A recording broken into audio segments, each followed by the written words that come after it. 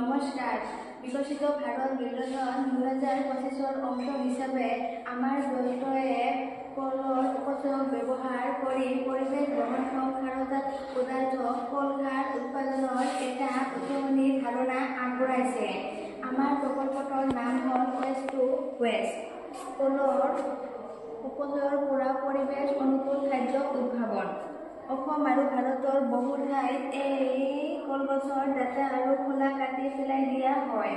ইয়াৰ ফলত দুৰ্গন্ধ, পোক-পৰুৱা আৰু পৰিৱেশ প্ৰদূষণৰ সমস্যাই দেখা দিয়ে। কিন্তু এই অপচয়ৰ মাজতে লুকাই আছে এটা অমূল্য সম্পদ কল-খাৰ। এটা ঐতিহ্যবাহী অসমীয়া খাৰ যাৰ ব্যৱহাৰ পুৰণি সময়ৰ পৰা আহাৰ আৰু খাদ্যৰ ক্ষেত্ৰত কৰা হৈছিল। আজিৰ দিনত আমাৰ দলে কল-খাৰক আধুনিক জীৱনশৈলীৰ সৈতে সংযোগ কৰি তাক এটা পৰিৱেশ অনুকূল আৰু ব্যৱহাৰযোগ্য ৰূপত পুনৰ আনিবলৈ চেষ্টা কৰিছে।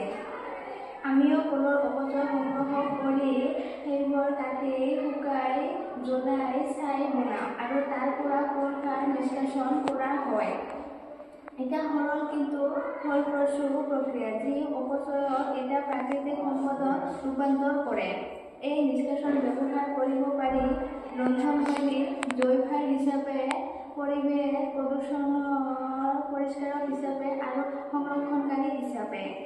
আমাৰ এই প্ৰকল্পত প্ৰথমে কলৰ ডাঁঠিবোৰ সৰু সৰুকৈ কাটি ৰ'দত শুকাই জ্বলাই ছাই পোৱা যায়।